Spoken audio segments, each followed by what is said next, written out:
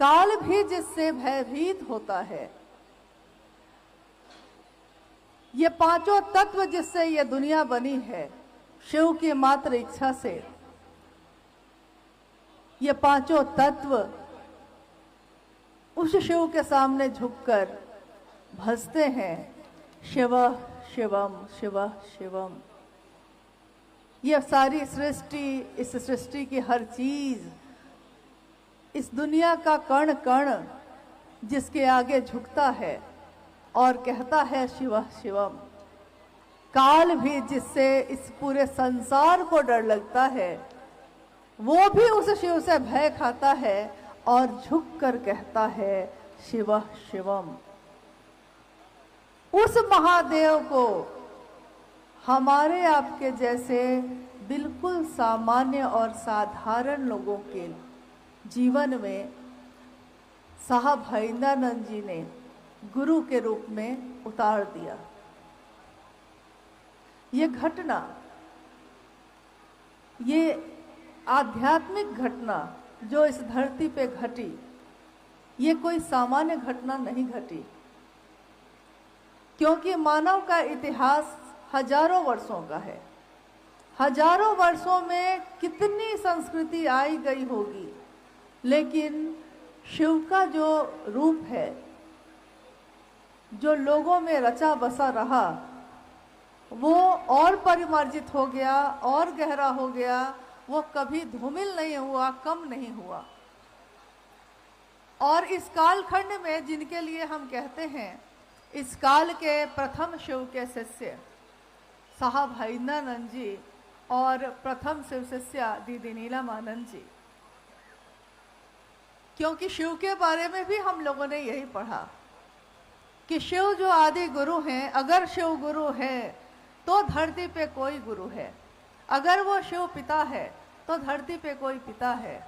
अगर उसमें माँ का गुण है तो कोई धरती पे माँ है। यानी कि उस शिव में अगर वो गुण होंगे तभी इस धरती पे है। तो शिव जो गुरु के रूप में भी है। और क्या कोई दिक्कत हो रही? नहीं। तो उस शिव को गुरु के रूप में साहब ने हमारे आपके जैसे लोगों के लिए भी इतने नीचे तक उतारा है, तो ये कोई मामूली बात नहीं है। हम लोगों ने अपने किताबों में, कहानियों में और अपने बुजुर्गों से सुना था कि एक राजा हुए थे भगीरथ, और राजा भगीरथ ने अपने पूर्वजों के उद्धार के लिए मां गंगा की तपस्या की और कहा, उनसे प्रार्थना की कि आप इस धरती पे उतर आइए।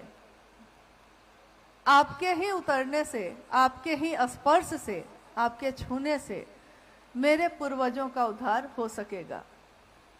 ये कहानी है और इसके पीछे काफ़ी सारी बातें हैं कि माँ गंगा इस धरती पे उतरी और राजा भगीरथ के पूर्वजों का उद्धार हुआ। सोचिए, एक व्यक्ति की तपस्या से माँ गंगा इस जमीन पे उतरी, तो आज भी किताबें उनकी कहानियों से भरी पड़ी हैं। शिव के शिष्य हरिंद्रानंद साहब ने साक्षात शिव को ही इस धरती पे उतार दिया, लेकिन इसका कोई दिखावा नहीं, कोई कहानी नहीं, कोई बात नहीं, क्योंकि उन्होंने कभी ये चाहा ही नहीं। लेकिन ये धरती शिव के नाम से गूंज रही है। आज हमारे आपके दिल में वो शिव गूंज रहे हैं। ये तो बात हो गई, ये तो चमत्कार हो गया। और ये चमत्कार इतने आराम से हुआ, इतने अपने आप होते चला गया कि किसी को पता ही नहीं चला। बात शुरू हुई थी अकेले। आपने सुना अभी शिव शिष्टता की पृष्ठभूमि में कि साहब हरिंद्रानंद जी ने 1974 में बिहार के आरा के गांगी शमशान में अर्धरात्रि में उनके मन में एक विचार कौंधा। एक विचार, विचार याद रखिएगा कि हमेशा दिमाग में ही पैदा होता है। दिमाग को कहा ही गया है कि विचार को पैदा करने की मशीन है वो। एक विचार उनके मन में कौन था कि इतने गुरुओं को मैंने अपना गुरु बनाया, लेकिन आज भी मेरे जीवन में वो बात नहीं उतर सकी, तो अब मैं क्या करूं। उन्होंने सुन रखा था कि गुरु को कहते हैं, गुरु साक्षात ब्रह्मा होते हैं, गुरु साक्षात विष्णु होते हैं, गुरु साक्षात पर ब्रह्मा होते हैं। यानी कि ब्रह्माणी, वैष्णवी, रुद्राणी, ये तीनों शक्तियां गुरु में होती हैं। तो उनके मन ने ये सोचा कि जब सब कुछ ऐसा होता है तो वो पर ब्रह्मा, वो ईश्वर, वो शिव ही गुरु क्यों नहीं है। मात्र एक विचार अर्धरात्रि के उस शमशान में उनके मन में कौन था, और ये विचार ऐसा कौन था, और ऐसा गहरा होता गया कि धीरे धीरे इस विचार ने उनके दिल में प्रवेश कर लिया। और जो चीज दिल में प्रवेश कर जाती है उसी को कहते हैं भाव। कोई भी संबंध भाव से ही बनता है। तो शिव को गुरु मानकर शिष्य बनने का भाव भी ये भाव से ही संभव है, ये संबंध भी भाव से ही बनेगा। आपने अभी सुना थोड़ी देर पहले, हमारे कोलकाता के भाई जितेंद्र जी कह रहे थे और हम लोग सुन रहे थे। उन्होंने कहा कि साहब हरिंदरानंद जी के शिवलीन होने के बाद हमारा मन इस आघात से अभी तक, इस चोट से, इस सदमे से अभी तक बाहर नहीं आ सका। और हम सोचते हैं कि अब आगे क्या होगा, यह शिव की शिष्यता का रूप क्या होगा, शिव की शिष्यता क्या होगी, कैसी होगी। तो आइए हम स्मरण करते हैं उस दिन का, जिस दिन हम सभी ने अपने जीवन के किसी न किसी पल में शिव को अपना गुरु बनाया। हमने अपने नाम की घोषणा की, आज से और अभी से मैंने शिव को अपना गुरु माना है। ये एक घोषणा नहीं है, आज से और अभी से।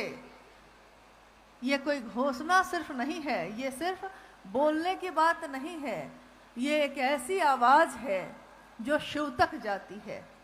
इसीलिए घोषणा का विज्ञान ये रहा प्रारंभिक दिनों में कि ध्वनि कभी मरती नहीं है। शिव की ही शरीरी सत्ताएं हैं, शिव की ही अशरीरी सत्ताएं हैं।